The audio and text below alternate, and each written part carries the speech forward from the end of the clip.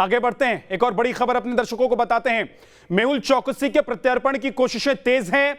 Dominica से सीधे भारत लाया जा सकता है मेहुल चौकसी, सूत्रों के हवाले से यह जानकारी मिल रही है। मेहुल के वकील का दावा है कि एंटीगुआ में महिला मित्र से मिलने गया था मेहुल चौकसी। न्यूज नेशन के पास उस महिला की तस्वीर भी है जिसे मेहुल की गर्लफ्रेंड बताया जा रहा है।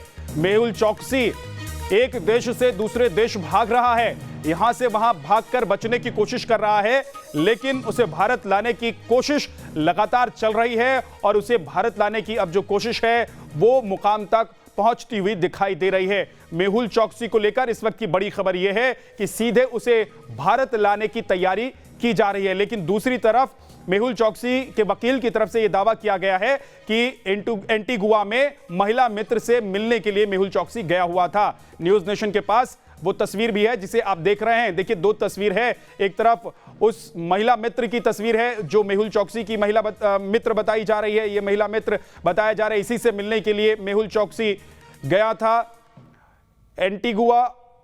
पंकज हमारे साथ जुड़ गए हैं, सीधे उनके पास चलते हैं। पंकज, और क्या जानकारी मिली है, अब किस तरह की अड़चनें हैं मेहुल चौकसी को भारत लाने में?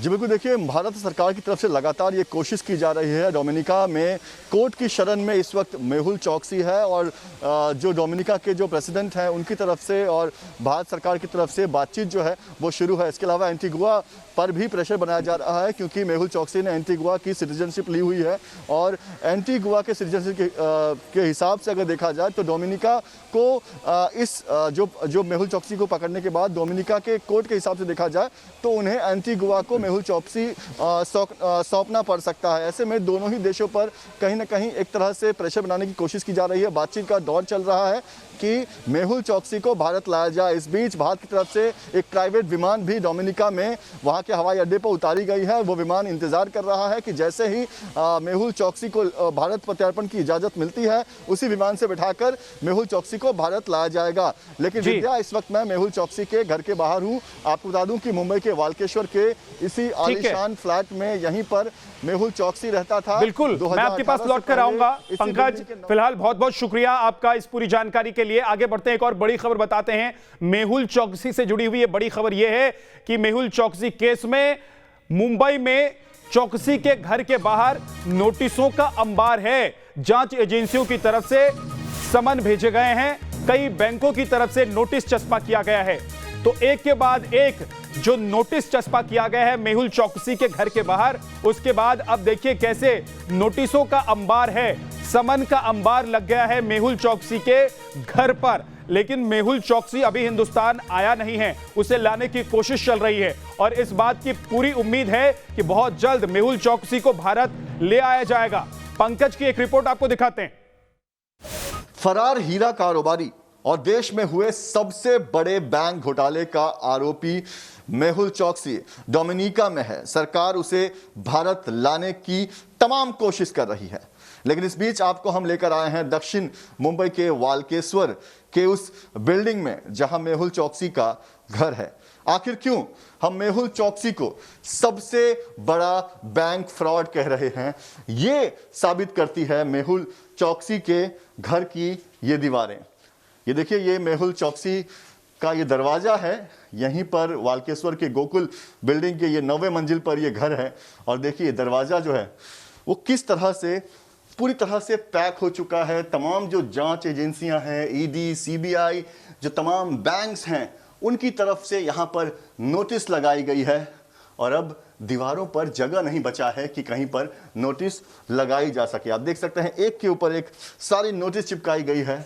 लगातार जनवरी 2018 से, जब से मेहुल चौकसी फरार है, तब से ही बैंकों की तरफ से, ईडी की तरफ से, सीबीआई की तरफ से जो नोटिस यहाँ पर लगाई गई, क्योंकि लगातार जो जांच एजेंसियों की टीम यहाँ पहुँच रही थी, दरवाज़ा बंद था, लिहाजा दरवाजे पर ही नोटिस चिपकाया जा रहा था। और अब किस तरह से ये जो पूरा दरवाज़ा है वो कह सकते हैं कि नोटिस बोर्ड बन गया है, ये आप देख सकते हैं। कुछ नोटिस आपको हम पढ़ के दिखाते हैं। जैसे देखिए, ये एनफोर्समेंट डायरेक्टरेट यानी कि ईडी की तरफ से ये नोटिस चिपकाई गई है।